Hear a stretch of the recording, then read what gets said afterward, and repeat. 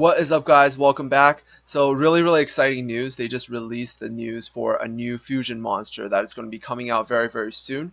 This is actually in the live developers note. As you can see, I have my game open, and this is actually the developers note within the game. So we know this is 100% legit, and he is basically this fire panda monster. And Comtus did promise this in December. They said in mid 2016 they're going to release a fire fusion monster, and here he is, the fire. Um, I keep wanting to say Kung Fu Panda, but he's the fire panda warrior. You just excuse me if I do actually say Fire Kung Fu Panda. And he's got 3 active skills. We're actually just we can just play the video really quick.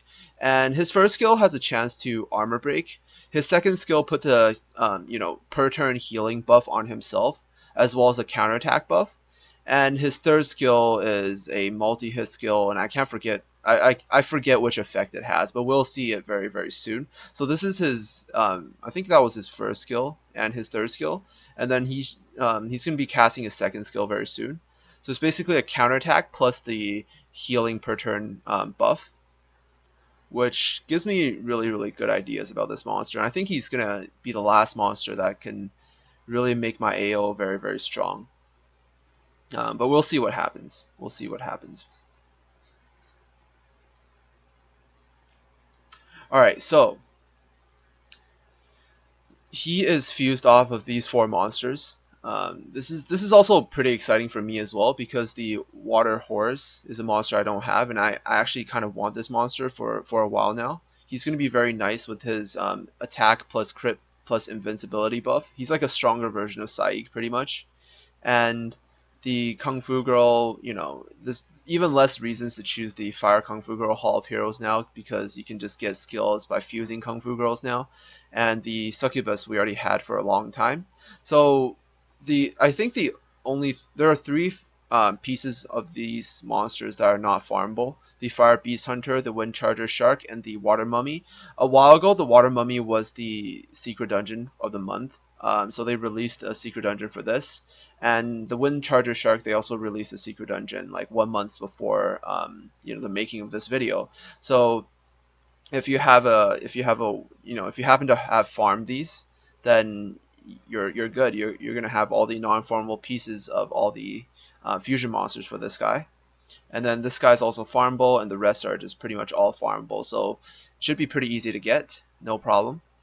So his first skill has a 3-turn hit, and it has a 30% chance to armor break the target for 2 turns. This is really nice. Armor break is always very nice on any monster. Like, armor break is probably the most powerful debuff in terms of like most situations in the game. His second skill removes the harmful effects casted on yourself, so he basically cleanses himself and then casts a counterattack buff, and then also casts the recovery HP buff for 2 turns. So this is like a self-heal plus counterattack plus remove. It seems like a mini, kind of like a mini CAMILLA third skill passive without the damage reduction. And his third skill attacks 4 times with a 50% chance to apply random harmful effects, and the damage is proportionate to defense and the enemy's max HP. So this is, I would say he's probably, and the leader skill is a defense, so he's probably going to be a defense-based monster. His attack is probably going to scale off his defense, for at least for his third skill. I'm not sure about his first skill. It might still scale off attack. His third skill can also scale off defense and attack, so we don't know that much about his scaling yet. But he already looks like a very strong monster to put on your arena defense, as well as use for Necros, because he has a lot of multi-hit skills. He has a global leader skill of defense, which is really nice.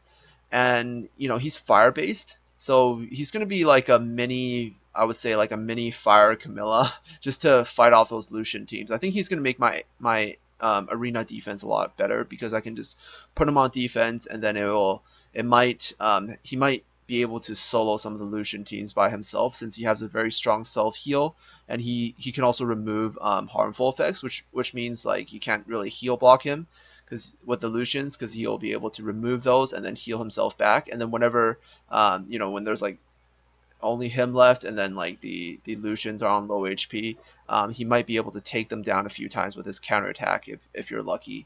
So you know, this already seems really good. I think Com2uS is making a step forward to change the meta, you know, change the Lucian meta. This is probably the step before they actually change to Live Arena. Probably when Live Arena comes out, the speed AO and everything will be over. It'll be more about trying to win every single arena fight rather than trying to clear your wings as fast as possible.